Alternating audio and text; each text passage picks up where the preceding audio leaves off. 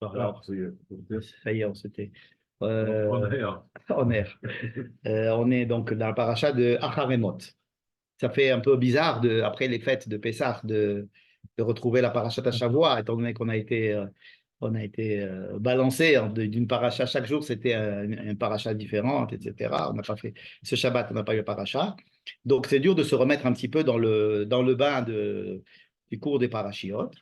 Mais en plus, le fait, même si on se remet dans le bain des parachiotes, on est un petit peu perturbé parce qu'en fait, la Torah elle-même, elle nous a un petit peu baladé dans des sujets qui n'avaient rien à voir avec le sujet auquel on va revenir. Quoi, je fais allusion? On avait la paracha de Shemini. Je sais pas si ça fait au moins un mois. La paracha de Shemini, elle parlait de quoi? De l'inauguration du Mishkan. Donc, l'inauguration du Mishkan, c'était le 8e jour, à mon avis, le 8e jour du mois de Nissan. Pas comme Rachid qui dit que c'est le premier jour de Nissan, le 8e jour de Nissan, mais peu importe. En tous les cas, c'est le 8e jour, le 8 Nissan. Le 8e jour, qu'est-ce qui s'est passé? Bon, ben, c'est la première fois que Dieu s'est dévoilé au peuple. D'accord? Donc, le feu est descendu sur le Misber Harrison, c'est-à-dire sur l'autel extérieur. Tout le monde a vu le feu. En même temps, Nadav et Avihu, les deux fils d'Aaron, ont voulu rentrer à l'intérieur et ils se sont fait brûler par le feu qui sortait justement de là-bas et ils sont morts.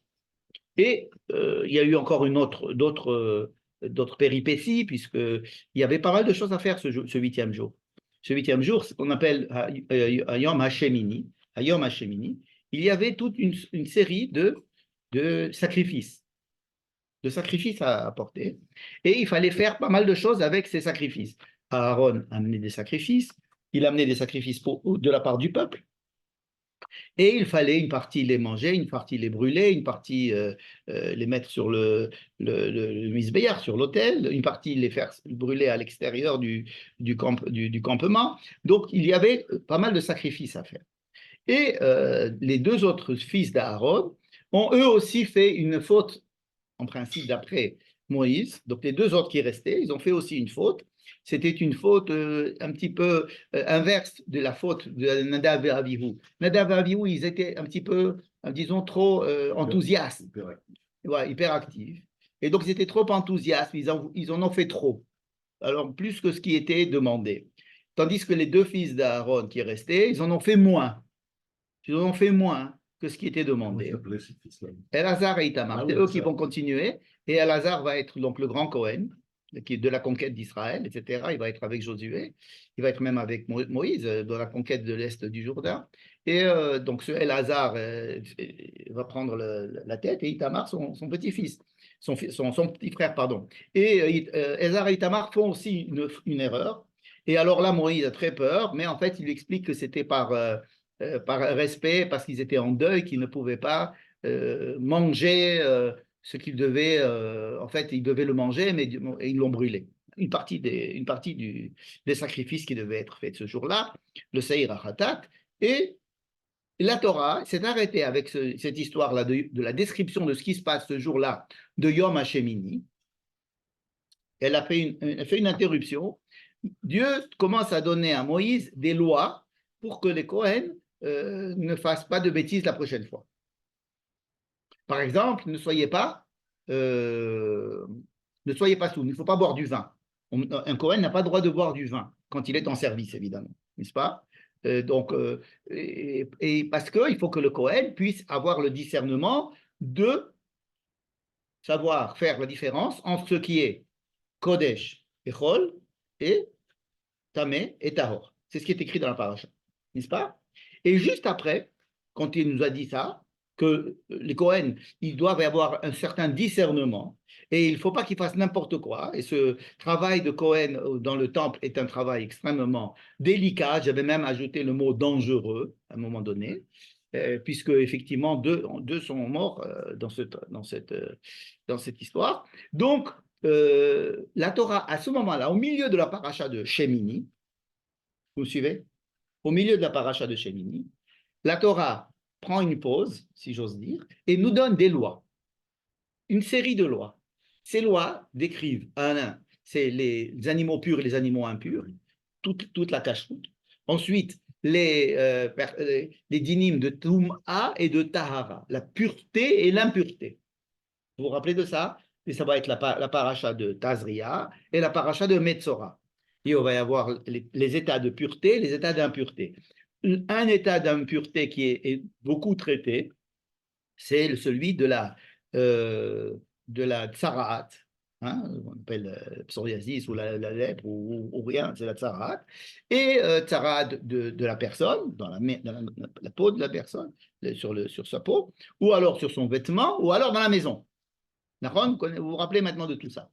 Et tout ça, c'était des listes et des listes de lois, et donc on avait l'impression qu'on s'était complètement détaché de ce qui se passait le 8e jour, puisque c'était une histoire, on nous racontait. C'est Cohen qui peut s'occuper de tout ça, de toute façon, c'est le Cohen. Il n'y a que lui qui pouvait déclarer. Si les lois sont liées au Cohen, on n'a pas besoin de les écrire dans la Torah. On fait un peu que ça, un petit fascicule pour les Cohen, à l'usage des Cohen, et on leur donne. Si c'est écrit dans la Torah, c'est que ça concerne tout le monde. Même lorsqu'on va parler des Cohen dans la Torah, cela veut dire que quelque part, ça nous concerne à nous aussi. On est un peu Cohen, des fois. En tous les cas, les lois qui vont être promulguées, donc c'est pratiquement 2 parachiotes et demi, la moitié de Shemini, tout Azria et tout Metzora, on avait complètement perdu le fil de l'histoire. Au début, c'était Moïse qui avait construit le Mishkan. Rappelez-vous, toute la fin de Shemot, c'était on construit le Mishkan. Après, on attend que Dieu dise à Moïse, tu peux rentrer. Ensuite, il peut rentrer. Ensuite, il lui dit, maintenant, tu as 7 jours pour préparer les Kohen. Les Kohen préparent 7 jours, les Shebra, 7 jours de Milouim, n'est-ce pas, les fameux. Et le 8e jour de ces 7 jours de Milouim, il y a l'inauguration, le jour tant attendu depuis la moitié du livre de Shemot. Donc, c'était une histoire qui nous est racontée avec beaucoup de suspense. Et puis, en fin de compte, c'est quelque chose d'extraordinaire qui se passe, puisque tout le peuple voit un feu descendre du ciel ou sortir du Kodesh à Kodashim, et qui sort, et ce n'est pas un feu normal, ce n'est pas un feu humain, c'est un feu divin. Et alors, ça, c'était vraiment la manière pour Dieu de se dévoiler, exactement comme il s'est dévoilé au mont Sinaï, avec du feu, et c'est toujours Dieu se dévoile avec du feu et avec un nuage autour. Donc là, il y avait du feu qui est venu prendre les parties des bêtes abattues sur l'autel. Tout le monde se prosterne, tout le monde est content, c'est une liesse générale. S'il n'y avait pas eu cette histoire de Nadav et Avihu qui était mort ce jour-là, et la faute des 2 autres frères, etc., on aurait dit que c'était un happy end formidable. Or là, on était donc dans une histoire de semi-échec, puisque ça a été tragique. C'est une histoire qui s'est finie tragiquement avec la mort des deux principaux personnages, ceux qui devaient théoriquement prendre la suite de Aaron et de Moïse et de Aaron, c'est-à-dire les 2 enfants de Aaron. Ceux qui sont même, ils étaient plus élevés que Elzar et Tamar, puisque leur don de la Torah, c'est eux qui sont montés le plus haut possible avec Moïse sur le mont Sinaï. C'est eux qui ont été les plus proches et qui ont vu des choses. Donc, c'est eux qui... Et alors, après, il y a eu toutes ces lois-là. Ces lois on se dit, mais pourquoi avoir arrêté de nous parler de ce Yom HaShemini et de nous parler de toutes ces lois-là, n'est-ce pas? Donc, on avait répondu quelque chose d'assez simple, c'est que la Kedusha, c'est-à-dire l'état de Kedusha, de ce qu'on appelle la sainteté, ce n'est pas un état. Ce n'est pas un état, c'est un mécanisme, c'est un tahalir, c'est un processus. La Kedusha, c'est un processus qui a pour but de mettre en relation des personnes, ou des personnes et des objets, ou des personnes et des idées, ou des personnes et Dieu, enfin, en tous les cas, un homme et un autre homme, un homme et une femme, un homme et Dieu, un homme et un objet, un homme et le temps, un homme et ce rapport-là de l'homme à un autre homme ou une idée, c'est un rapport qui doit être de qualité.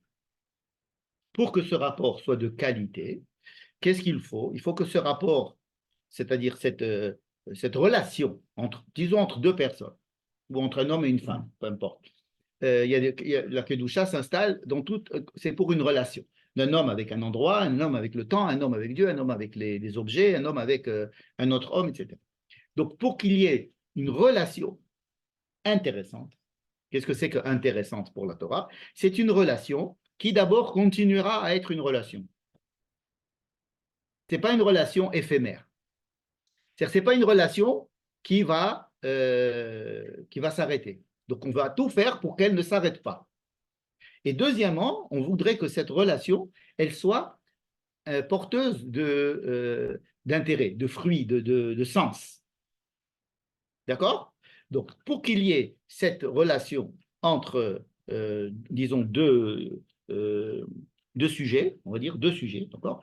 Pour qu'il y ait cette relation entre deux sujets, la Kedusha va essayer d'attirer les deux sujets l'un vers l'autre, c'est-à-dire de créer une certaine envie, d'un certain intérêt de l'un vers l'autre, mais en même temps, elle va essayer de laisser une séparation entre elles, parce que si elles se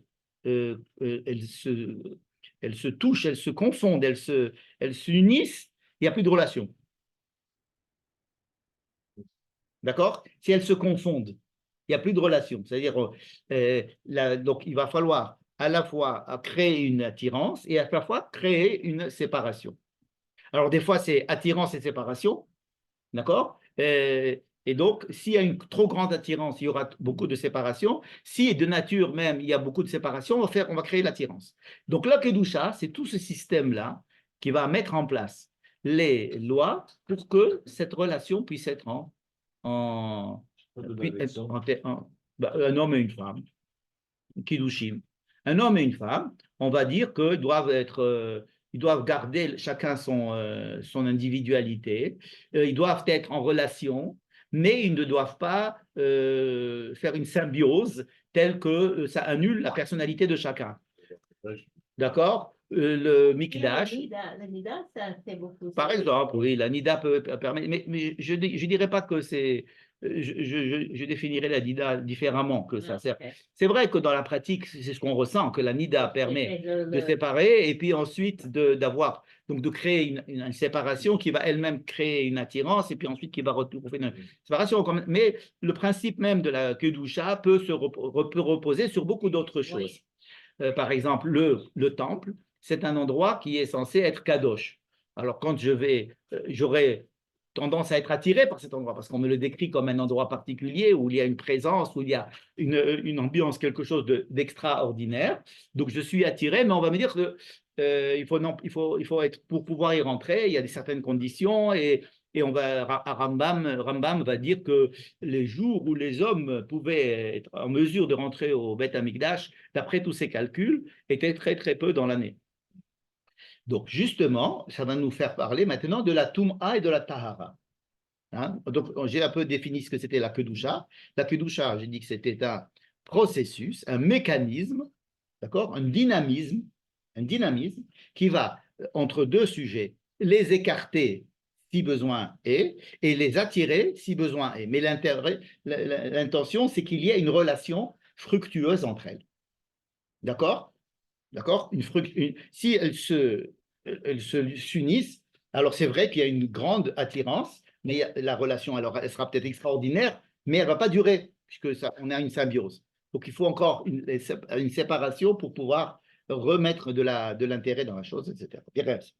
Et pareil pour le temps, la kedusha du Shabbat, des fêtes, la kedusha de l'espace, la kedusha des objets, toutes sortes de choses. La Toum'a et la Tahara, c'est totalement différent. La Toum'a et la Tahara, alors, qu'est-ce que c'est que la Toum'a? C'est la description d'état dans lequel la personne n'est pas en état d'être en relation du tout. Elle n'est pas en état. Et les gens ils disent, moi, laisse-moi tranquille, en ce moment, je suis pas. Laisse-moi tranquille, je peux pas. La Toumot met aussi. Toutes les Toumot. Toumot met, ça peut pas aller dans le temps, mais tu peux aller un peu pas avec les temps. Non, mais la Toumot met, elle fait que tu es tamé. Si tu es tamé, par exemple, tu ne peux pas manger quelque chose de kadosh. Par exemple, tu es Cohen, tu as touché un mort, tu ne peux pas manger ton repas de... Comme est-ce qu'il y a un juif normal avec des tomates mètres, tu peux quand même aller voir un copain. Si tu vas voir un copain, en le rentrant en contact avec lui, tu le rends aussi impur. Ton contact à toi avec lui. Hein? Le contact avec des objets, tu vas rendre impur les objets, etc. Donc, il va y avoir tout un système de Touma qui va, pour essayer de dire quelque chose d'assez simple à propos de la Touma, ce sont des états où la personne n'est pas en état de rentrer en relation. Ce n'est pas une faute, ce n'est pas un péché, c'est simplement un état où la personne, il lui arrive quelque chose qui demande du temps pour pouvoir re-rentrer en relation, tout simplement.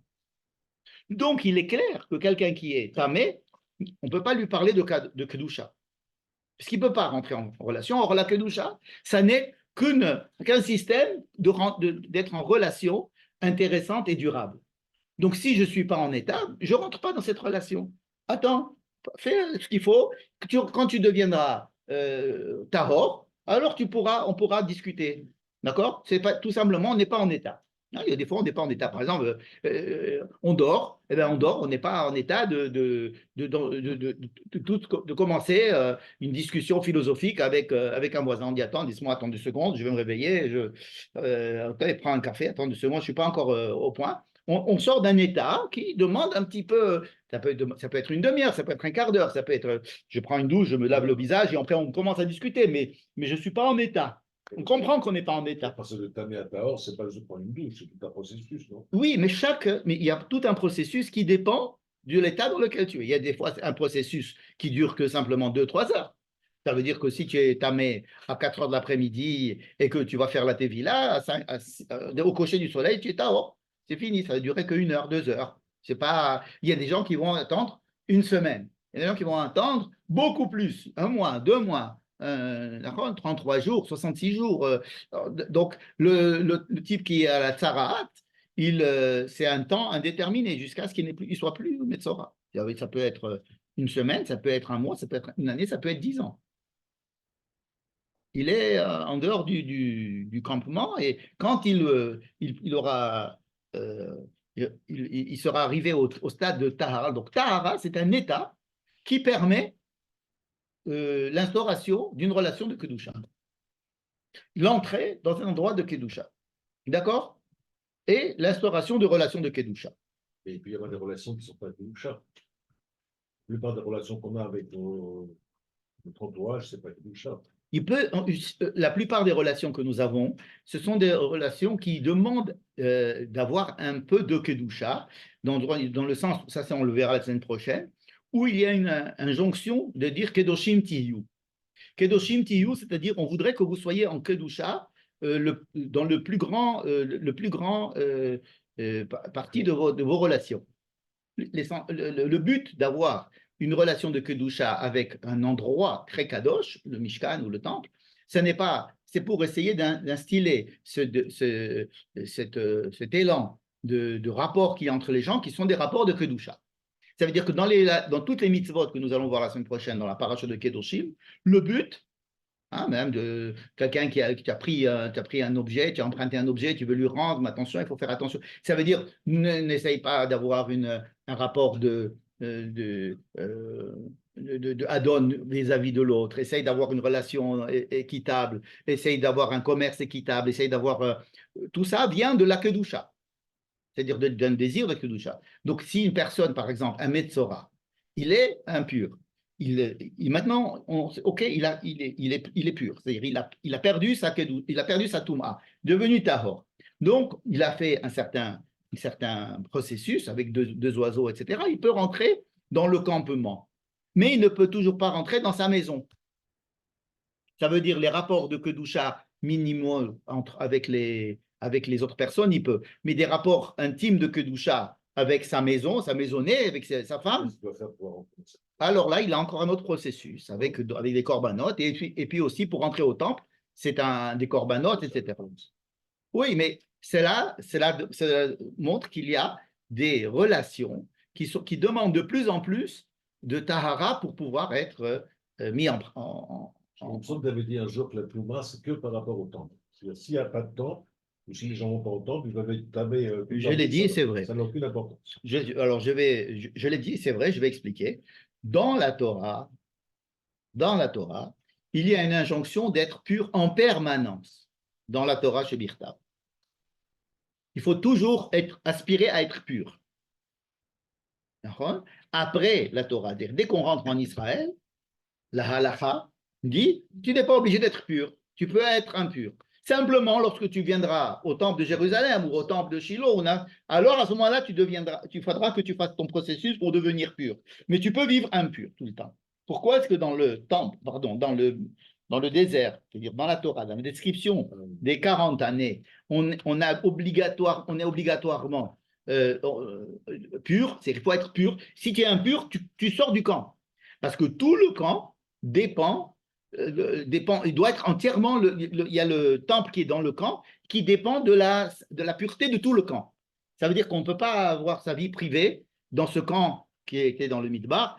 Toute personne impure influence tout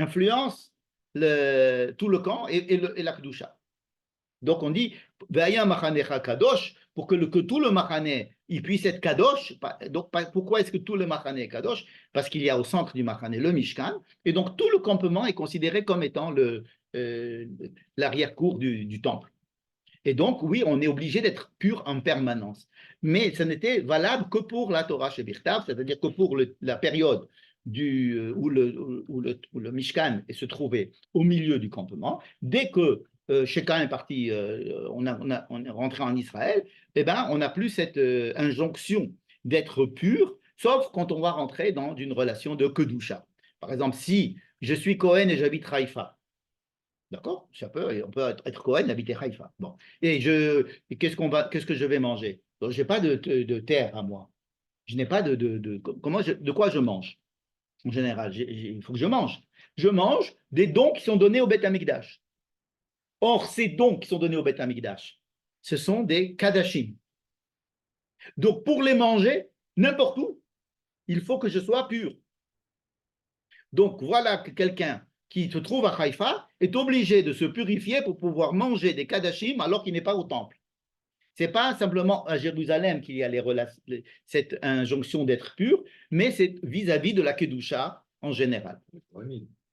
Hein, pour les Kohen, qui sont, eux, responsables, ce sont des gens à qui on a demandé d'être super kadosh et d'être en contact avec la Kedusha, d'où ce danger, je vais dire, cette dangerosité, c'est un métier dangereux, c'est un métier très exigeant, qui nous demande en permanence d'être dans cette relation de Kedusha.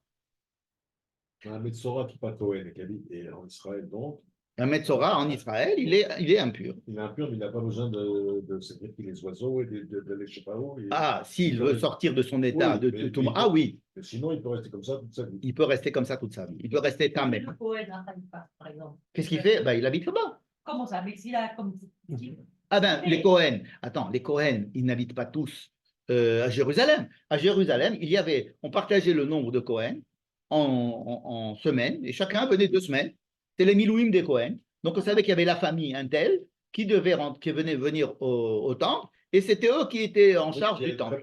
Il y avait tellement de Cohen qu'il y avait très peu chacun dans le temple, en fait. C'est-à-dire qu'il y a une famille de Cohen, un groupe de Cohen qui sont en Milouim. C'est comme si on prenait en Milouim des gens partout à tour de rôle. Et puis le reste du temps, s'ils travaillent 2 semaines pour tous les 6 mois, tout le reste du temps, qu'est-ce que tu veux qu'ils fassent? Ils sont à Anatot, dans une ville de Cohen. Il y avait des villes de Cohen, évidemment, parce que c'est plus pratique d'habiter une ville de Cohen. Les règles de Toum'a et de Tahara sont encore plus respectées que de vivre au milieu d'un endroit où les gens ils s'en foutent d'être tamé et tahor. Mais ça peut se trouver que quelqu'un se trouve en dehors de Jérusalem, donc un Cohen, etc. Donc, l'histoire qu'on nous a, comme tout à l'heure j'ai dit, on nous racontait une histoire. L'histoire des 7 jours, l'histoire du 8e jour, l'inauguration du Mishkan, le feu qui descend. Bon, entre parenthèses, il y a eu la mort des 2, mais enfin, c'est comme ça. Et puis, on nous a donné des lois de Toum'a et de Tahara. Pourquoi? Pour nous dire On est en train de parler de Kodesh, de Mishkan, de Kdusha, de rencontre avec quelque chose de Kodesh, d'une exigence de relation, etc. Attendez, pour pouvoir être dans ce monde de la Kdusha, il faut sortir du monde de la Toum'a. Et pour ça, on a fait une digression, si je peux me permettre. La Torah fait une digression et nous donne les lois de la Toum'a et de la Tahara. Vous comprenez? Oui? Ouais. Et donc, on a ouvert une grande parenthèse depuis la moitié de la paracha de Shemini, plus la paracha de Tazria, plus la paracha de Metzora.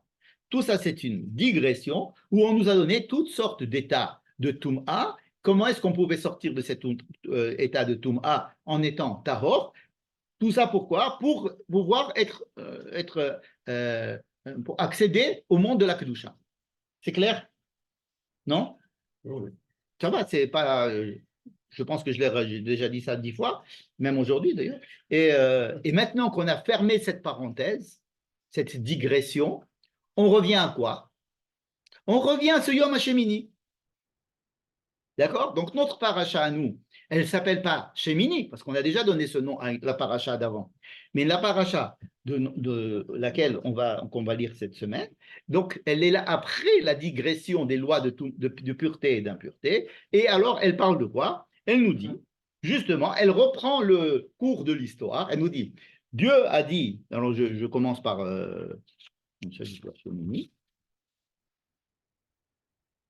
Dieu a dit à Moïse, Vaidaber Adonai el Moshe, Acharemot shene bene Aharon, vekorvatam lipnei Adonai vayamutu. C'est-à-dire, on nous dit que Dieu a parlé à Moïse, d'accord?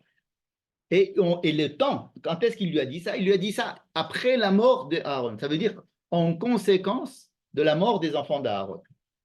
D'accord? Et donc, il va lui dire quelque chose de nouveau. Est-ce que c'était le même jour ou le lendemain? On ne sait pas, mais c'est en tous les cas une conséquence de ce qui s'est passé ce 8e jour. C'est une prolongation de ce 8e jour, n'est-ce pas? Donc c'est vraiment, on n'a pas fait simplement une parenthèse avec Pessah, on a fait aussi une parenthèse dans les parachiotes de la Torah qui ont fait une vraie parenthèse pour nous décrire qu'est-ce que c'est qu'un état de Toum'a et comment on en sort et on devient Tahor pour pouvoir accéder au monde du Kodesh. Et on revient au monde du Kodesh, à ce fameux Yom HaShemini et donc de la mort des enfants d'Aaron. Et alors, de quoi va parler notre paracha? Elle va parler d'une conséquence de la mort des enfants d'Aaron, qui est, Dieu dit à Moïse, va dire à Aaron ton frère, que si la prochaine fois il a envie de rentrer dans le Saint des Saints, il doit faire certaines choses. 1, 2, 3, 4, 5, 6, 7, une série de choses qu'on appelle le Seder. Seder. Et s'il fait ça, il ne mourra pas. Il aurait pu le dire avant, mais ils n'ont pas donné le temps. Si ses fils d'Aaron n'étaient pas morts, peut-être qu'il n'aurait pas eu besoin de faire ça. Et si les enfants d'Aaron n'étaient pas morts, peut-être qu'on n'aurait pas eu notre paracha. Ou alors, si Haman n'existait pas, on n'aurait pas eu Purim. D'accord? Donc, avec des si, on pourrait faire entrer Paris dans une bouteille, ce qui serait pratique pour les Jeux Olympiques. Donc, nous revenons à ce drame qui s'est passé. Est-ce que c'est un drame évitable? On espère, mais il semble que pas tout à fait. C'est comme si je vous dis, est-ce que la faute d'Adam et d'Ève d'avoir mangé de l'arbre de la connaissance était évitable? Alors, évidemment, quand on lit l'histoire, on se dit, ben, ils ont fait un truc qui était interdit, on lui a dit pourquoi tu l'as fait, donc il ne l'aurait pas fait, toute notre histoire n'aurait pas été la même. On aurait pris une autre direction. Ou alors on peut se dire, la Torah, elle voulait nous décrire l'état dans lequel nous sommes, et elle nous a décrit cet état comme étant une conséquence d'une descente d'un état idéal, et avec l'espoir de pouvoir revenir à cet état idéal en nous décrivant un état A, où nous avons eu une dégression vers un état B dans lequel nous nous trouvons, mais la description de cet état A est importante pour nous donner une vision et une direction d'action qui voudrait nous faire tendre vers un retour vers l'état A. la même question, on peut se poser avec le veau d'or. Est-ce que le veau d'or, si le veau d'or n'avait pas eu lieu, qu'est-ce qui se serait passé? N'est-ce pas? On peut se dire dans la Torah. Est-ce que si le veau d'or ne s'était pas passé, ça ne s'était pas passé, qu'est-ce qui se serait passé? Or, ça s'est passé. Et on décrit notre état actuel, c'est pas moi, c'est les rabbins, décrivent l'état de l'humanité après la faute de Adam Arishon comme un état global. C'est vraiment un état et un autre état. Avant le veau d'or et après le veau d'or, c'est un autre état.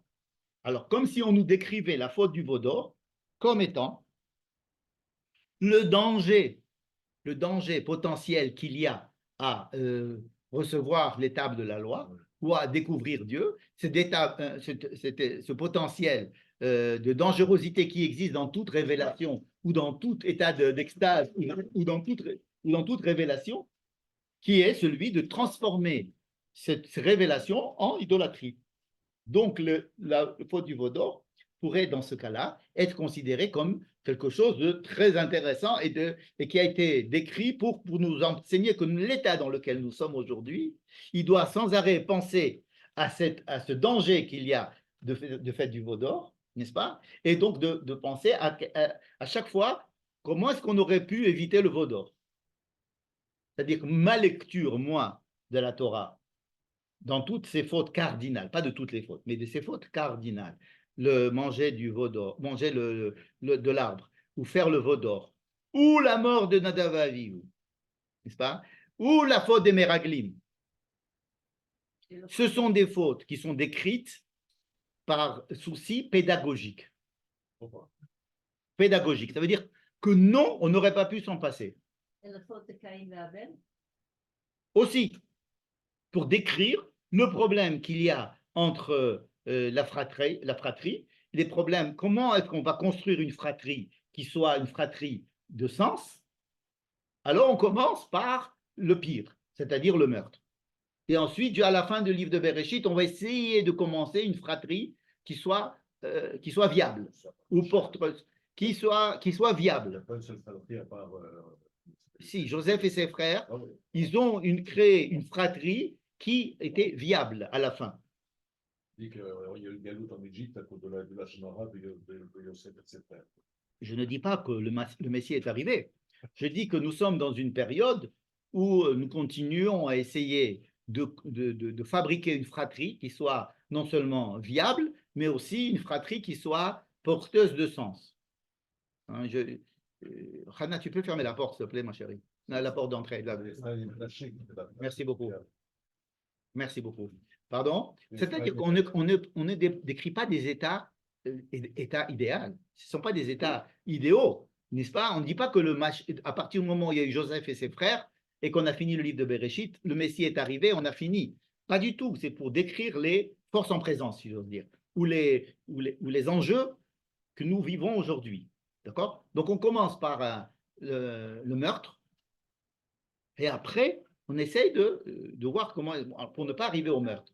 On décrit le fait de manger de l'arbre de la connaissance pour nous donner un état avant, un état après, pour savoir qu'il y a des possibilités d'essayer de revenir dans le Gan Eden. Donc ça nous attire vers quelque chose de positif. Ce ne sont pas des histoires tragiques, ce sont des histoires qui sont racontées pour qu'on comprenne ce qui se passe et savoir que ce sont des choses qui sont… Ça existait, donc on peut y retourner. Exactement, qui sont présentes. La mort de Nadav Avihu, c'est pas quelque chose de aïe aïe aïe mince, c'est quelque chose qui continue à vivre dans toute l'histoire de la Torah et même jusqu'à présent, c'est-à-dire cette possibilité en ne respectant pas certaines règles ou en étant trop enthousiaste ou en voulant approcher trop du feu, on se brûle. Mais c'est quelque chose qui existe tout le temps. À chaque fois que tu vas toucher le feu, tu vas te brûler. Donc ne crois pas que c'est parce que quelqu'un il a fait une bêtise. Et alors, Bikrovaï et Kadesh, ça veut dire que Dieu, il a utilisé cette histoire pour, je dis à des fins pédagogiques, un peu plus que des fins pédagogiques. C'est pour nous dire que, par exemple, la faute des Meraglim, s'ils avaient dit du bien d'Israël, c'est 10, alors on se fait rentrer tout de suite. N'est-ce pas? C'est faux. Depuis le début, c'était prévu qu'on reste 40 ans dans le désert. Évidemment. Et il fallait accrocher ça sur un clou. Alors on a accroché sur les Méraglim. Mais c'était évident, on ne demande pas aux gens qui vont bientôt rentrer en Israël de construire un Mishkan démontable. Parce qu'ils vont rentrer en Israël, ils vont construire un truc définitif. Encore, on sait bien que Moïse ne va pas rentrer en Israël depuis le début. On lui accroche ça sur sa faute là, du truc. C'est simplement pour donner une indication de l'incompatibilité entre Moïse et la terre d'Israël. Mais c'est pas, vous comprenez, c'est pas des fautes dans le sens où on se dit, ah, si ça ne s'était pas passé, ça aurait été génial.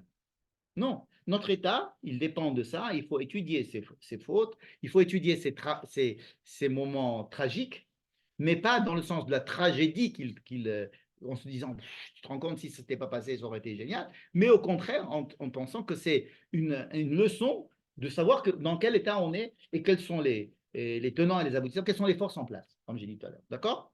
C'est pour répondre à ta question de savoir s'ils n'avaient pas fauté à Nadav et Abihu, ils ont fauté. Ils ont fauté. C'est à partir de leur faute que l'on peut apprendre plein de choses. Et s'ils n'avaient pas fauté, on n'aurait pas eu les droits de la cache-route et on n'aurait pas eu les lois de Touma et Tara, tout le monde est pur et tout le monde est machin, etc. Non, vous comprenez. La Kedusha, pour décrire la Kedusha, on est obligé de montrer les dangers qu'il y a dans la Kedusha, les états dans lesquels on ne peut pas arriver à la Kedusha, le respect qu'on doit avoir vis-à-vis de la Kedusha, la délicatesse et la grande responsabilité qu'ont les Kohen, par exemple, ou cet état-là de Kedusha, n'est-ce pas? Mais, comme je vous ai dit tout à l'heure, quand on parle des Kohen, il faut savoir qu'on parle aussi de chacun d'entre nous, à un autre niveau, n'est-ce pas? Comme on va le voir tout à l'heure. Ok, ça c'était par rapport à ta question de et si il n'y avait pas eu. Non. Il y a eu, et c'est bien qu'il y ait eu. C'est bien qu'il y ait eu. Ouais, parce que c'est sur ça que c'est basé, quoi. C'est sur ça qu'est basée la Torah. La Torah est basée, la Torah nous explique l'état dans lequel nous sommes à partir de situations qui ont idéales, des situations qui ont décroché et des problèmes, mais pas parce que c'était des imbéciles, ces gens-là. Et si ce n'était pas passé, d'accord, on était dans un bateau et un type, il a fait un trou, le bateau a coulé. Ah mince, il n'a pas fait le trou. Là, oui, c'est une bêtise, d'accord. Mais de montrer, si je veux vous apprendre à naviguer, alors je veux vous dire que, attention, si vous faites ça, il ne faut pas faire ça, parce que si un jour quelqu'un il a fait ça et ça s'est passé comme ça, donc ne faites pas comme ça. C'est pour enseigner des choses sur la manière de naviguer. C'est pas pour nous raconter que le type il a fait un trou dans le bateau et s'il n'avait pas fait le trou dans le bateau, eh bien alors ça y est, le bateau ne l'aurait pas coulé. Vous comprenez ce que j'essaie de dire? Des gens pour enseigner, c'est un peu dur. Raconter la mort des gens. Je ne sais pas s'ils sont morts. Je ne sais pas s'ils sont morts. En tous les cas, on nous raconte leur mort. On nous raconte leur mort. On nous dit qu'ils sont morts. D'accord? Moi, c'est ça que je prends. C'est pas un livre d'histoire. On me raconte qu'ils sont morts. Ils sont morts, c'est d'ailleurs. Mais alors, je ne vais pas avoir de la peine. Eux, ils ont eu de la peine. Bon, Aaron, il a eu de la peine. Bon, et moi, je vais savoir pourquoi est-ce que... Donc, c'est justement de ça qu'on parle dans notre paracha. Une des conséquences de la mort de Nadav et Abihu, c'est que on est allé dire à Aaron, écoute, si tu as envie de faire, un jour, si tu as envie de faire la même chose qu'on fait Nadav et Abihu, tes enfants, tu vas mourir. Tu as vu? C'est dangereux, tu rentres là-bas, tu meurs. Donc, fais 1, 2, 3, 4, 5, et si tu fais ces trucs-là, alors tu peux rentrer.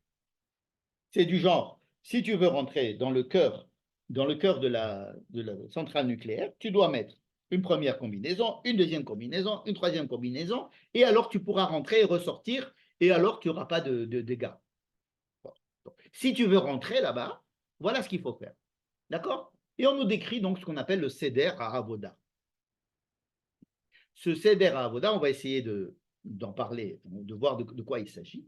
Et alors, après, c'est une paracha qui concerne qui, cette paracha? Elle concerne Aaron. On ne sait même pas si ça va intéresser tous les autres Cohen. Alors, après, on nous dit oui, le Cohen qui va remplacer Aaron aussi, il devra faire ça et ça et ça pour rentrer. Mais il ne pourra le faire qu'un jour par an. Et ça sera le jour de Kippour. D'accord? Et alors, on nous dit cette phrase-là, vous savez, Ve'ayta lachem lechukat olam, après qu'on nous a décrit tout ce que Aaron doit faire pour pouvoir rentrer là-bas, on nous dit, ben voilà, chaque année, vous devez le faire. Un jour par an. Un jour par an. Un jour par an, vous devez le faire. C'est obligatoire, alors qu'au début de la paracha, c'était un truc.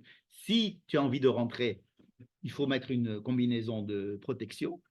Du genre, si tu n'as pas envie de rentrer, ben, tu ne mets pas la combinaison de protection. Et si tu veux rentrer tous les jours, tu rentres tous les jours. Le Gaon de Vilna, c'est comme ça qu'il comprend en tous les cas. Il lui dit qu'Aaron, il pouvait rentrer, et on va voir dans quel cas il pouvait rentrer, pourquoi est-ce qu'il voudrait rentrer dans le Kodesh HaKodesh. Aaron, c'est Kohen Gadol. Aaron, non, d'après le grâce, il ne s'agit que de Aaron. Et on va voir pourquoi. Que de Aaron. Les autres, c'était rien qu'à Kippour. Ils ne pouvaient pas rentrer n'importe quand. C'est une vision, c'est une manière d'expliquer du Gaon de Vilna. Pas lui, il dit qu'il n'y a que Aaron qui pouvait rentrer quand il voulait s'il faisait le Seder à Avoda, mais les autres Kohanim après ne peuvent rentrer qu'à Kippour, et non seulement ils peuvent, mais ils doivent rentrer. On nous donne même la date de Kippour. Le 7e mois, le 10e jour, il va falloir jeûner. On donne les lois de Yom Tov, enfin d'un jour où d'habitude c'est Yom Tov, on n'a pas le droit de travailler. Ce jour-là, alors ce jour-là, Dieu va vous pardonner pour vous purifier de toutes vos fautes, devant Dieu, vous serez purifiés. Et là, maintenant, on parle de Kibayom Azeh Chaper Alechem, tout le peuple. D'accord? Donc, le Kohen doit rentrer là-bas une fois par an. Et le but, c'est quoi? De vous purifier. Et nous avons des phrases avant qui disent Vechila mikaper et Kodesh. Il va purifier, il va absoudre tout le Kodesh. Mikaper et Kodesh. Kodesh, ça veut dire l'enceinte du Kodesh. Mais ça veut dire le Kodesh. Donc, le Kodesh a besoin d'avoir une kapara. Ça veut dire quoi que le Kodesh a besoin d'avoir une kapara? Parce que le Kodesh, c'est une situation qui est, comme on a dit tout à l'heure, qui est assez délicate. Le Kodesh, c'est quelque chose de très délicat. Et c'est pour ça que le Kodesh demande beaucoup de conditions pour entrer dans le Kodesh. Une relation de Kodesh est une relation extrêmement élevée et quelque chose qui nous demande beaucoup d'attention et beaucoup de précautions et un état particulier pour entrer en relation de Kodesh. D'accord? Moi, j'aurais mis si j'étais dans la Torah, j'aurais mis Kedoshim avant Acharemot. Mais enfin, elles sont souvent mises l'une avec l'autre, Acharemot, Kedoshim. Cette année, elles sont séparées. Mais il faut bien comprendre ce que ça veut dire le Kodesh chez les gens normaux, dans la société civile. En comment se traduit les relations de Kodesh dans une relation civile, comme tu as dit, aujourd'hui, tout le monde. C'est justement ce qu'on appelle, nous, la morale, ou les lois civiques, ou les lois de relations, etc. Ça c'est censé créer des relations de Kodesh entre les gens, n'est-ce pas? Bon. Et alors, la question est de savoir, attends, tu me dis, les enfants d'Aaron sont morts. Ce qui a déclenché un avertissement à Aaron en disant, attention, on ne fait pas la même chose, tu vas mourir. Si tu veux faire pareil, il faut faire le Seder à Avoda. C'est bon? Ok. Il n'y a que comme ça que tu pourras rentrer. Et ensuite, on dit, tu seras obligé de rentrer une fois par an. Et ça sera pour les Chaper à la Kodesh et surtout les Chatot Bnei Israël. De quoi il s'agit? Qu'est-ce qu'on fait à Kippour? À quoi ça sert Kippour? Et pourquoi? Comme tu pourrais dire, alors si les enfants d'Aaron n'étaient pas morts, on n'aurait pas eu Kippour. Ben si. Mais si. Ils sont morts et on a eu Kippour. Mais quand on va faire Kippour, il faut se rendre compte de ce qui s'est passé quand ils sont morts. D'accord? De ça, il s'agit. Je vais faire une petite pause dans ce que nous disons et vous de poser une devinette. Quel rapport il y a entre la Brit Mila, le Korban Pessah et Yom Kippour dans la Torah? Carré. Oui, c'est carré. Oui, c'est une relation que tu peux faire entre Brit Mila et Pessah, et celui qui ne jeûne pas à Kippour aussi, c'est carré, de façon intentionnelle. Oui, c'est une relation. Mais il y a d'autres, il y a 30... Non, c'était pas ça que je voulais dire. Ah, pardon, je voulais dire que Seulement celui qui a fait la Mila peut Nahon, celui qui a fait la Mila peut manger le Corban Pessah, absolument. rentrer dans le peuple d'Israël. Mila, Pessah C'est- et Kippour. Et Kippour, pourquoi? Je ne parle pas de la signification de la chose, je vous dis la manière dont elles ont été apportées dans la Torah. Ces trois histoires, ces trois mitzvot, comment est-ce qu'elles ont été apportées dans la Torah? Comment est-ce qu'elles ont été abordées? Après des catastrophes. Oui, c'est oui, ça. il y a eu un problème. Oui, il y a un problème, c'est une conséquence d'un problème. Il y a toujours des problèmes. C'est toujours des problèmes. Ce n'est pas quelque chose de particulier à ces trois mitzvot. Non, je vais vous donner ce à quoi ce que je voudrais qu'on fasse attention. La Brit Mila, rappelez-vous, quand est-ce qu'elle a été donnée? Elle a été donnée à Abraham. C'est vrai? Comment ça s'est passé? Dieu dit à Abraham, je te demande de faire la Brit Mila à toi et à ton fils et à tous ceux qui habitent ta maison. Et après, eh bien, ça sera comme ça pour tous tes enfants et toutes les générations. Vous devrez faire la Brit Mila pour tout le monde. Ça veut dire que c'était une injonction particulière, personnelle, une petite histoire entre Dieu et Abraham qui a dégénéré entre Abraham et ses enfants et toute sa famille. Et puis ensuite, c'est devenu un truc pour que tous les Juifs après devront faire la Brit Mila. Vous voyez ce que je veux dire? Il n'y a pas écrit « Je vous donne la mitzvah de la Brit Mila ». Tout premier-né qui aura à 8 jours devra faire la Brit Mila. Et donc, toi, Abraham, tu rentres dans cette catégorie. Non, on décrit Abraham avec une parole particulière de Dieu à Abraham, comme si c'était une histoire très, très locale. Et ensuite, la Torah elle-même, tout de suite après, elle élargit ça à toute la descendance d'Abraham. La même chose qui s'est passée pour le Corban Pessah. Dieu dit à Moïse, tu vas aller leur dire que le 10 du mois, ils vont prendre un agneau, qu'ils vont le mettre le 14 du mois, ils vont le manger le soir même. C'est un truc hyper local. C'est pour les Juifs qui étaient en Égypte et ils devaient le faire ce soir-là, le 14. Le 14 au soir, ils devaient manger le Corban Pessah. C'est tout. N'est-ce pas? Et juste après, la Torah nous dit, et ça sera pour vous une obligation, tous les ans, vous allez refaire ça. C'est bizarre comme description. Il n'y a pas d'autres mitzvot dans la Torah. Si, il y a peut-être le guide anaché. Le guide anaché, on dit qu'il s'est passé une petite histoire entre Yaakov et les trucs. Alken lo yochlu ben Israël. Mais c'est même pas que Yaakov, il ne devait pas manger le guide anaché. Donc, ce n'est pas tout à fait la même chose. Pour cela, tous les béné Israël. Mais là, c'est vous devez faire cette chose-là. Toi, tu feras ça. Une fois que c'est bien admis, eh bien, sachez que ça, c'est pour Chukat Olam les Dorotechem. Eh bien, c'est la même chose qui se passe ici dans Kippour. Vous avez remarqué? Comment est-ce que j'ai amené l'histoire? Comment la Torah l'amène, pardon? Elle dit, il y a eu la mort de Nadav et Abihu, parce ils sont rentrés là où ils ne devaient pas rentrer, d'une manière qu'ils ne devaient pas rentrer. Toi, Aaron, prochaine fois si tu veux rentrer, tu rentres comme ça.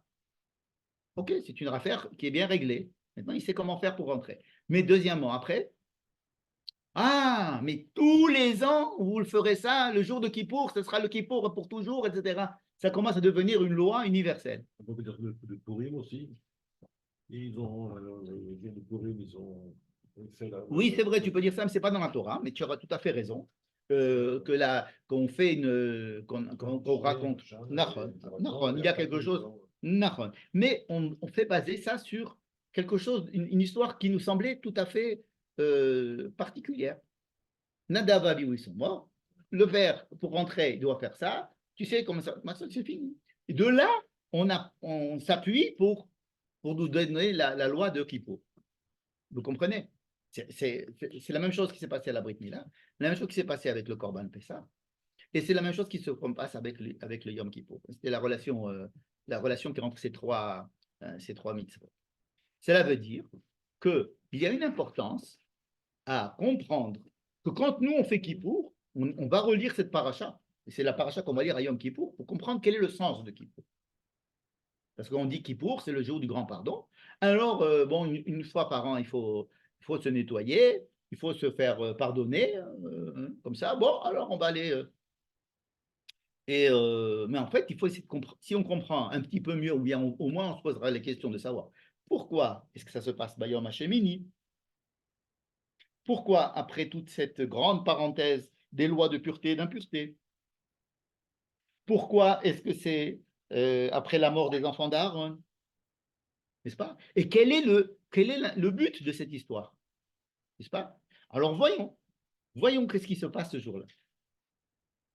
Les lois de Kippour, les corbanotes que nous apportons à Kippour, qu'est-ce qu'on amène comme corban à Kippour, vous savez? Alors, Aaron, il amène 2 corbans, il amène un khatat et un rola, et les béné Israël, ils amènent un khatat et un rola. Je vous passe les détails. Eh bien, c'est exactement ça qui se passe le 8e jour. Vous savez, d'ailleurs, le 8e jour, il se passe certaines choses le 8e jour.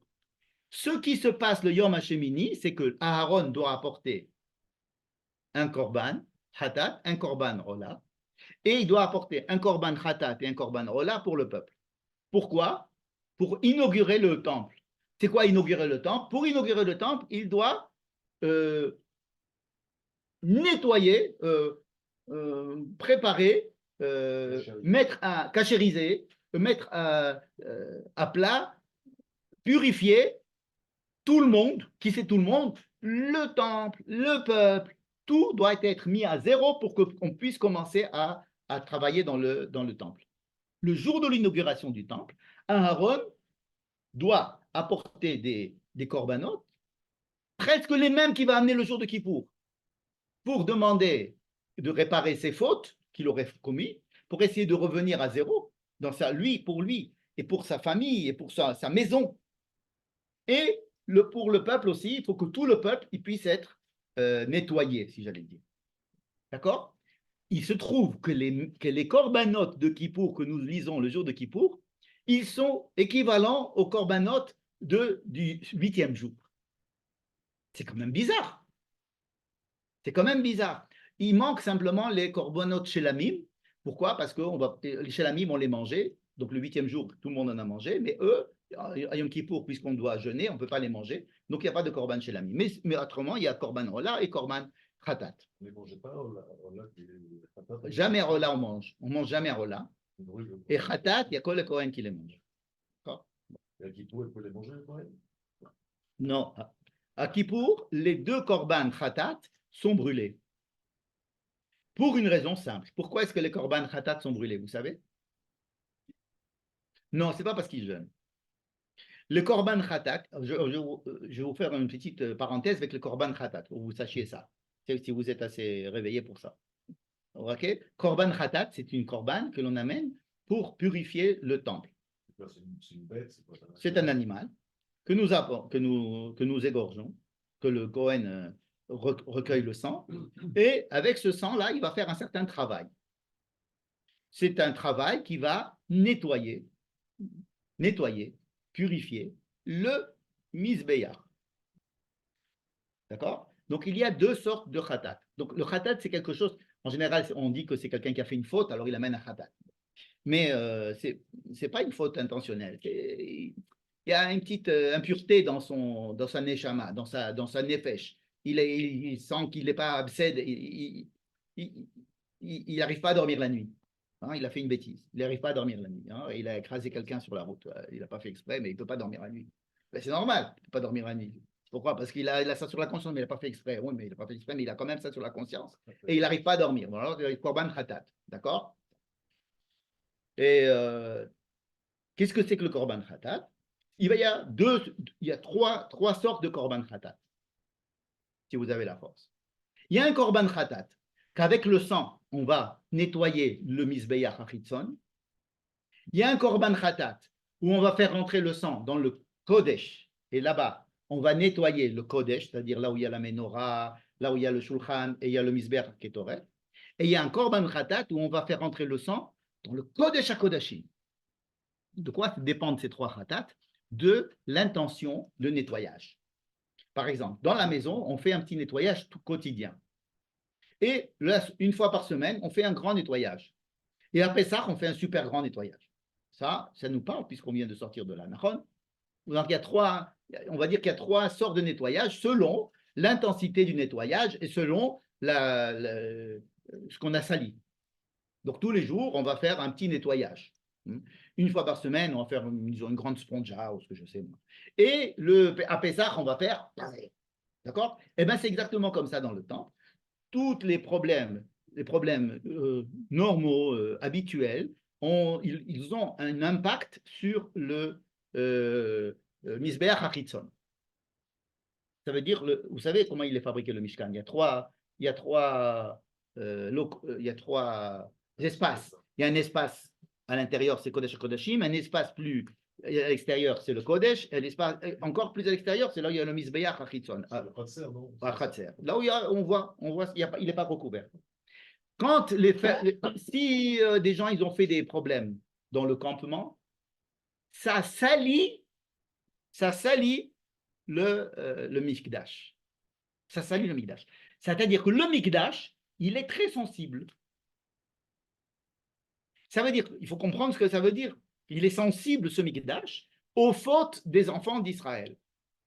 Si quelqu'un il fait une bêtise, tout le peuple d'Israël, et donc le Mikdash qui représente le centre de la Kedusha, en pâtit. Il est détérioré, altéré. Et alors on demande à la personne de venir et d'essayer de réparer ça. Mais si elle ne vient pas réparer ça, ça reste sale. C'est embêtant. D'accord? C'est embêtant. Et alors on va supporter le fait que personne n'est venu réparer ça. Une fois par an, on va réparer. Ça va être Kippour.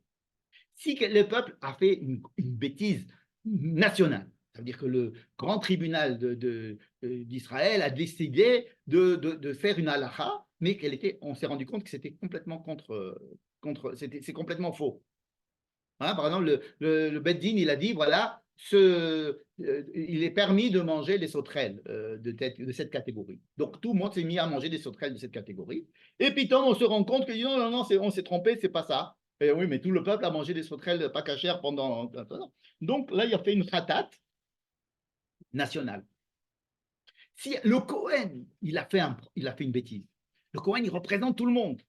S'il a fait une bêtise, le Cohen, en tant que représentant de tout le monde, là aussi, c'est une grosse barrière. Dans ces deux cas, où c'est tout le peuple d'Israël qui a fait une bêtise, ou le Cohen qui a fait une bêtise, dans ce cas-là, on va prendre ce sang et on va le faire rentrer dans le Kodesh. Et on va faire un nettoyage un peu plus approfondi. Ce sang-là, c'est comme de l'économica. Le sang, ça sert à nettoyer. Ritouille.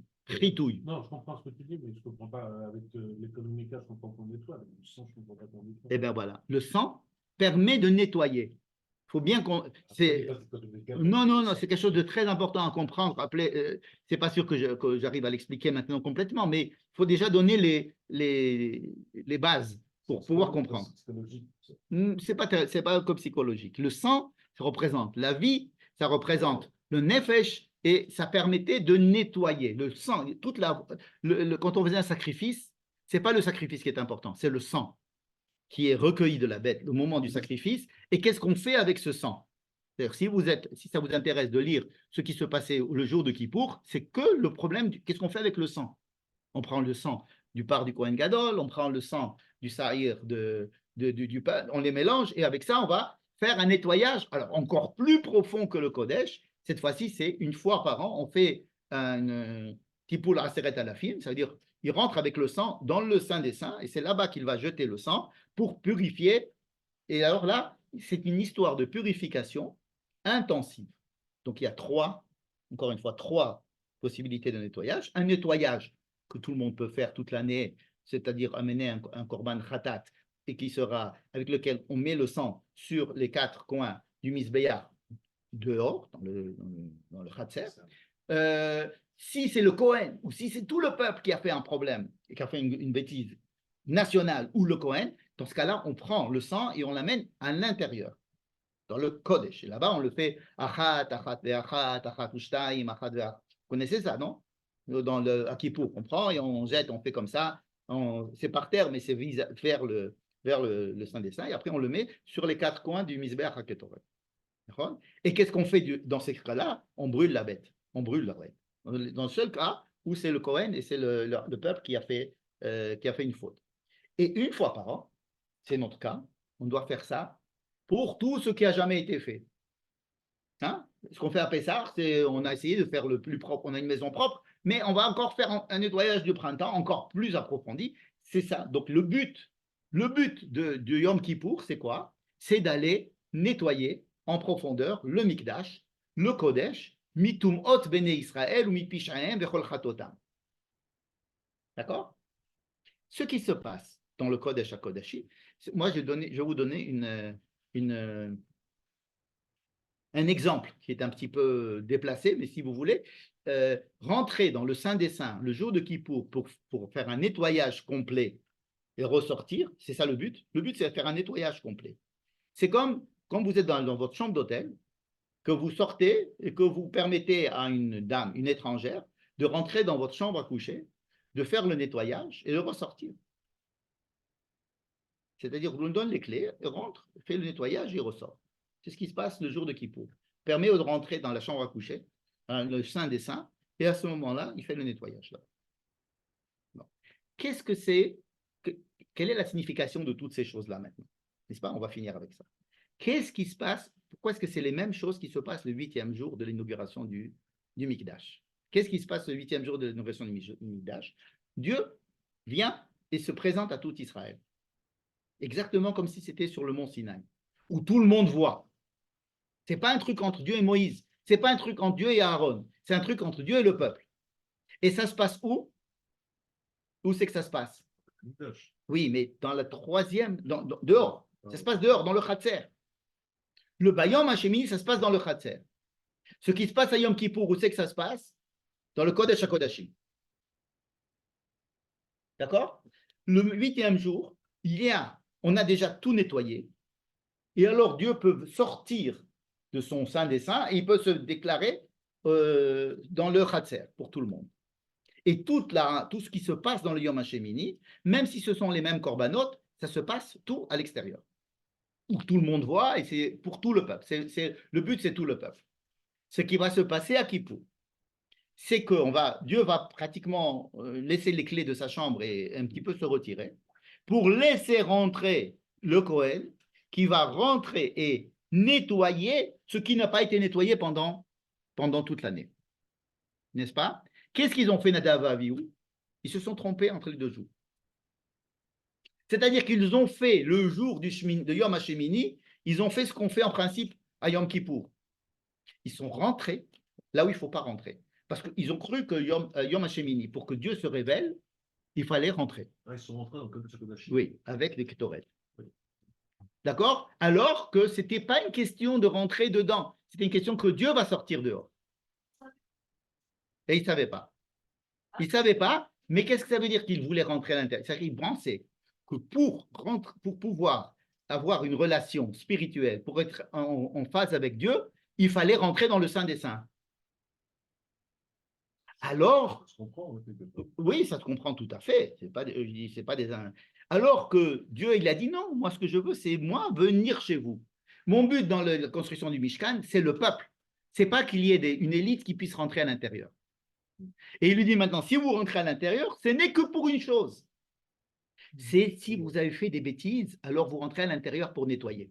Qu'est-ce qu'il a dit à Aaron? Quand tu as envie de rentrer, voilà comment tu vas rentrer. Ce n'est pas que tu as envie, c'est que si tu as fait une bêtise, toi, ou que le peuple a fait une bêtise, ou que la famille des Kohanim a fait une bêtise, voilà comment faire un nettoyage complet de la machine. Donc, Kippour, c'était une manière pour Aaron de repurifier le temple comme si c'était le jour de l'inauguration. Il faut que le Mikdash, le Kodesh, il soit en état de recevoir le Kodesh, il faut qu'il soit pur, qu'il soit tahor. Or, tout ce que fait le peuple à l'extérieur a une influence sur le Mikdash. Donc, toi, Aaron, si tu sens cette chose-là, tu vois que tout le peuple il est autour de toi et tu sens qu'il y a un problème, tu peux rentrer dans le Kodesh HaKodashim, faire un nettoyage complet. Si tu sens qu'il y a un problème important qui s'est passé. Si tu penses que c'est un petit problème, tu restes à l'extérieur. Si tu penses que c'est un problème plus grand, tu rentres à l'intérieur dans le deuxième truc. Si tu penses que c'est un problème très, très, très grave, tu rentres dans le troisième. Je te permets de rentrer dans le troisième à condition que tu fasses quoi? Que tu fasses un nettoyage de tous les autres espaces. Et que tu amènes des corbanotes pour nettoyer, qui vont expier les fautes. Expier les fautes d'Israël, c'est pour que le temple puisse fonctionner. Regardez cette phrase. On pensait que expier les fautes d'Israël, c'était pour expier les fautes d'Israël. Alors que là, expier les fautes d'Israël, qu'est-ce qu'on fait à Kippour? C'est pour que la Kedusha puisse continuer à résider en Israël. Et voilà une fonction de Kippour qu'on ne connaissait pas. On pensait que Kippour, c'était une histoire privée. C'est-à-dire que quelqu'un, il a fait des bêtises il veut remettre tout à zéro, il fait Kippour.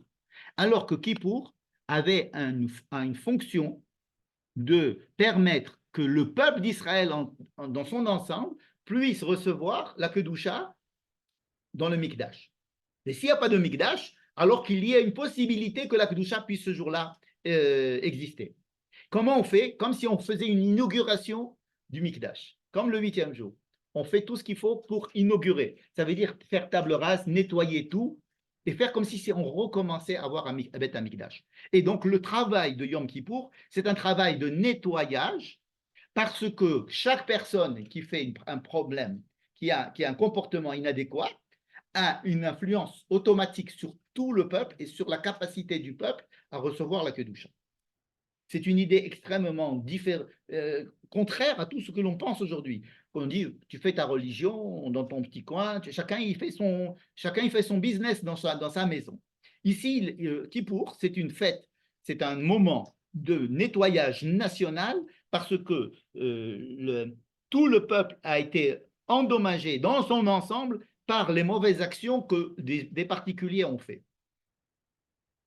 Et comment ça se traduit? Par le fait que le Beth Amikdash, qui représente la sainteté dans le peuple, et encore une fois, même s'il n'y a pas de Beth Amikdash, il y a une sainteté dans le peuple, il a été souillé par ces comportements inadéquats, et que ces comportements inadéquats font que le Kodesh, il a du mal à continuer à résider dans le peuple d'Israël.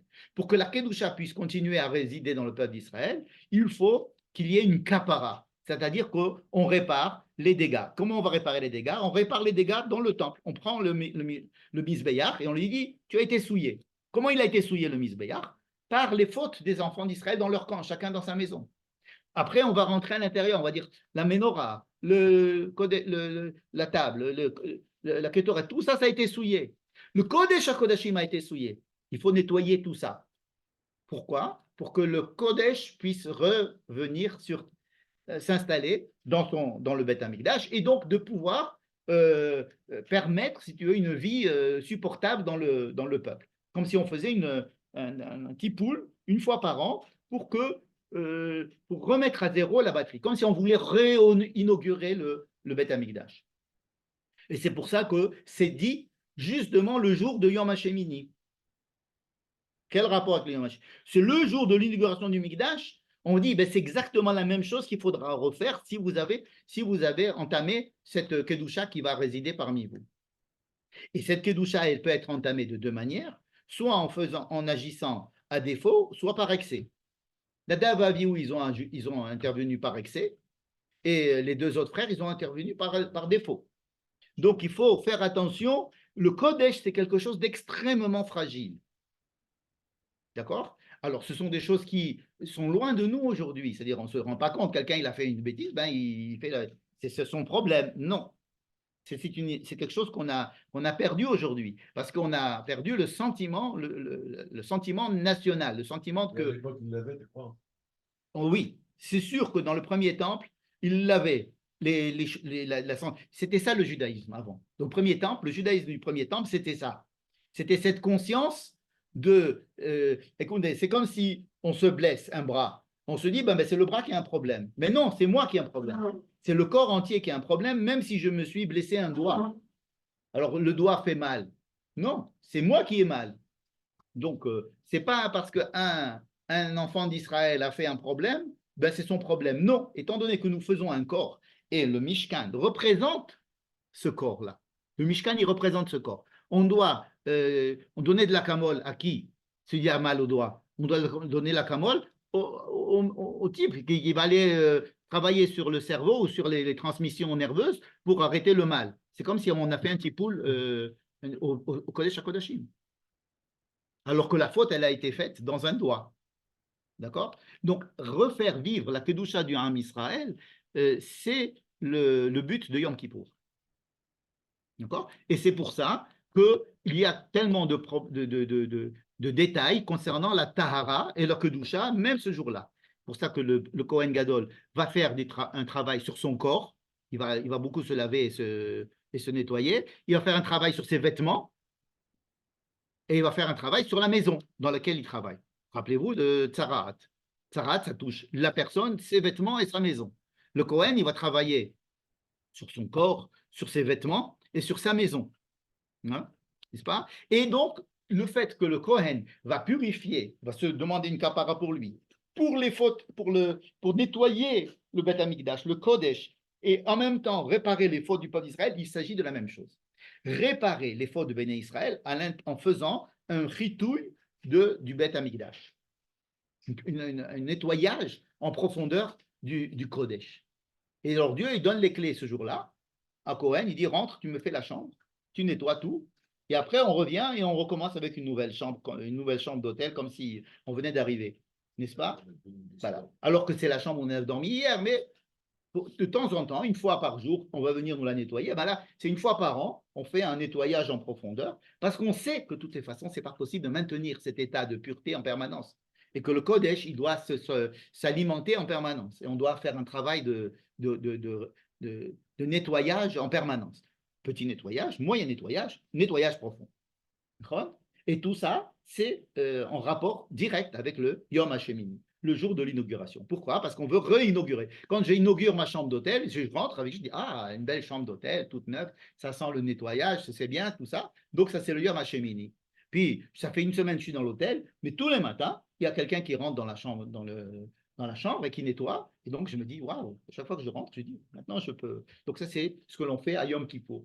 On fait un nettoyage régulier de temps en temps qui permet de re-rentrer dans la chambre et de revivre un peu ce qui s'est passé le jour où j'ai ouvert la chambre et que je l'ai vue entièrement toute neuve, toute prête pour moi, n'est-ce pas? C'est pour ça qu'il y a une similitude entre le Yom Kippourim et le Yom HaShemini, les mêmes korbanot, c'est dit le même jour, c'est dit à la même occasion, et tout ça avec les conditions de Tum'a et de Tahara que l'on a vues jusqu'à présent, et sans eux, on n'aurait pas pu accéder à ces lois de Yom Kippour, de Acharemot Shenene Aaron.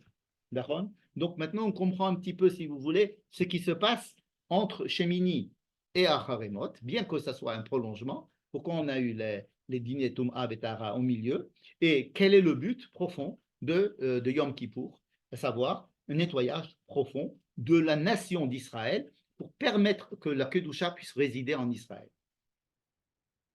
C'est pour ça qu'on pardonne les fautes. En fait, ce n'est pas les fautes de chacun qu'on pardonne, c'est les fautes de tout le peuple à travers chacun. Donc, on fait un prix de groupe, on fait un truc pour tout le monde en nettoyant le Kodesh HaKodashim, en nettoyant l'endroit qui symbolise la Kedusha du peuple. N'est-ce pas? Mais le but, c'est le peuple, évidemment. Voilà. Une question bêtement matérialiste. Tu dis nettoyer, mais quand tu asperges avec du sang, ça ne nettoie pas, ça salit. C'est vrai. Est-ce qu'il Il n'est pas, c'est pas un nettoyage physique, oui, non, c'est un nettoyage spirituel. Oui, en quoi est-ce que le sang nettoie? C'est ça ton truc. Non, comment après ils enlevaient le sang? Ah, comment ça se faisait? Oui, il y avait des gens qui venaient nettoyer partout. Avec de l'eau, après ils enlevaient le sang. Ah, ils nettoyaient. Et d'ailleurs, ils n'avaient pas besoin d'être Kohen Gadol pour rentrer nettoyer. Les nettoyeurs, ils rentraient dans le Kodesh HaKodashim, nettoyaient sans problème. Sérieux? Sérieux? Il n'avait aucun problème. C'est le Kohen, en tant que représentant du peuple, qui devait prendre des précautions pour rentrer. Mais le Ménaké, nettoyeur, il rentrait à l'intérieur et il mettait de l'eau dans le Kodesh Kodashim, il faisait la sponja sans problème. Dans le Kodesh, pareil. Ça c'est la plus douce. Ben, tout le temps, ils étaient nettoyés et c'était dans le Kodesh aussi, en principe, il n'y a que les Kohen qui rentrent. Mais pour la Avoda, mais pour nettoyer, pour les taken, pour changer la poutre qui s'est cassée ou la tenture qui s'est déchirée, il n'y a aucun problème.